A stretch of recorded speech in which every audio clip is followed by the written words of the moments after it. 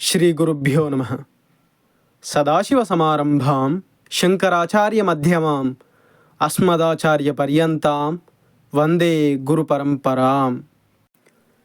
ఒక మధ్యవయస్కుడైన శివాచార్యుడు తన గ్రామాన్ని వదిలి పట్టణంలో కొత్తగా నిర్మించిన ఆలయ అర్చకత్వ బాధ్యతలను నిర్వర్తించడానికి పట్టణానికి వెళతాడు.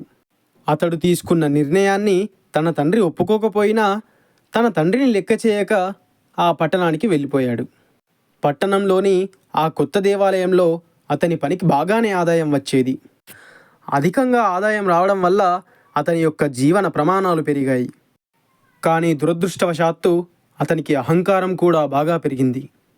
దాని పర్యవసానం ఇటువంటి అహంకారపూరితమైనటువంటి ప్రవర్తనను సహించని దేవాలయ ధర్మకర్తలు అర్చక బాధ్యతలను వేరొకరికి అప్పగించారు. దేవాలయ తాళాలు అతని వద్ద నుండి తీసుకొని కొత్తగా వచ్చిన అర్చకుడికి ఇచ్చారు. ఉన్న ఉద్యోగం ఊడిపోవడంతో ఆ శివాచార్యుడు పరమాచార్య స్వామి వారి వద్దకు వచ్చాడు. దుఃఖం నిండిన మొహంతో మహాస్వామి వారి ముందు నిలబడ్డాడు. స్వామివారు అతన్ని చూసి, ఏమిటి నీ సమస్య అని అడిగారు. అతను స్వామివారితో, పెరియవ, నా ఉద్యోగం పోయింది, పూట గడవడం కూడా చాలా కష్టంగా మారింది అని చెప్పాడు. అది విన్న పరమాచార్య స్వామివారు, మీ తండ్రి ఏం చేస్తారు అని అడిగారు. పల్లెటూరులో ఉంటారు, అక్కడ ఉన్న శివాలయంలో పనిచేస్తారు అని బదులిచ్చాడు ఇతను.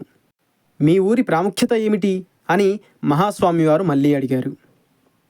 అతనికి ఆ విషయం తెలియకపోవడం వల్ల ఊరికే నిలబడ్డాడు. మహాస్వామివారే ఆ ప్రశ్నకు బదులివ్వడం ప్రారంభించారు. మీ ఊళ్ళో ఉన్న శివాలయం గురించి, దాని వైభవం గురించి శైవ నాయనార్లు వారి పాటల్లో స్తుతించారు. ఆ దేవాలయం ఆగమ శాస్త్రానుసారంగా నిర్మింపబడింది. దేవాలయంలోని ఈశాన్య భాగంలో ఒక పెద్ద చెట్టు ఉండేది, అది ఇప్పటికీ ఉందా అని అడిగారు మహాస్వామి. తనకు అంతగా తెలియకపోయినా అవుననే చెప్పాడు ఆ శివాచార్యుడు. మీ ఊర్లో ఉన్న పరమేశ్వరునికి నువ్వంటే చాలా ఇష్టం. చిన్న చిన్న దేవాలయాల్లో పనిచేస్తూ నువ్వు కష్టపడడం ఆయనకు ఇష్టం లేదు. మీ ఊరికి తిరిగి వెళ్ళి మీ నాన్నగారికి ఆసరాగా ఉండు అని మహాస్వామివారు ఆదేశించారు. పరమాచార్య స్వామివారి ఆదేశానుసారం ఆ శివాచార్యుడు తన స్వగ్రామానికి తిరిగి వెళ్ళి శివాలయంలో బాధ్యతలను నిర్వర్తించసాగాడు. అప్పుడే ఒక అద్భుతం జరిగింది. మరుసటి నెలలోనే గ్రామ ప్రజలందరూ పూనుకొని దేవాలయ జీర్ణోద్ధరణకు ఒక బృందం ఏర్పాటు చేశారు. మరుసటి సంవత్సరం దేవాలయ కుంభాభిషేకం వైభవంగా జరిగింది. నాయనార్లు స్తుతించిన దేవాలయం కావడంతో గుంపులు గుంపులుగా పెద్ద సంఖ్యలో భక్తులు అక్కడికి వచ్చారు. 2 సంవత్సరాల తరువాత ఆ శివాచార్యుడు మహాస్వామివారి దర్శనానికి మళ్ళీ వచ్చాడు. మహాస్వామివారిని దర్శించి స్వామివారి ముందు సాష్టాంగపడ్డాడు. ఏ దేవాలయంలో పనిచేస్తున్నాడో అడుగు అని అమాయకంగా ఏమీ తెలియనట్టు ప్రక్కనే ఉన్న శిష్యునికి మహాస్వామివారు చెప్పారు.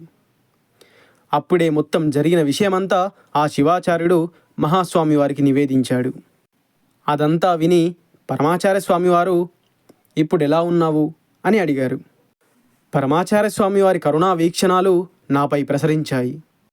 ఆనందంగా, మహదానందంగా ఉన్నాను పెరియవ అని బదులిచ్చాడు. శివుని కృపా కటాక్ష వీక్షణాలు నీపై ప్రసరించాయని చెప్పు.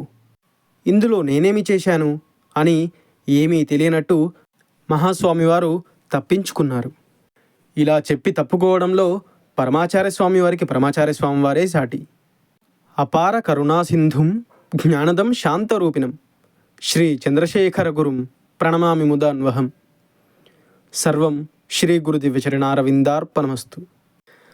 వీడియో నచ్చినట్టయితే దయచేసి వీడియోను లైక్ చేసి ఇలాంటి మరెన్నో మహాస్వామివారి లీలల కోసం మన ఛానల్ని సబ్స్క్రైబ్ చేసుకోండి.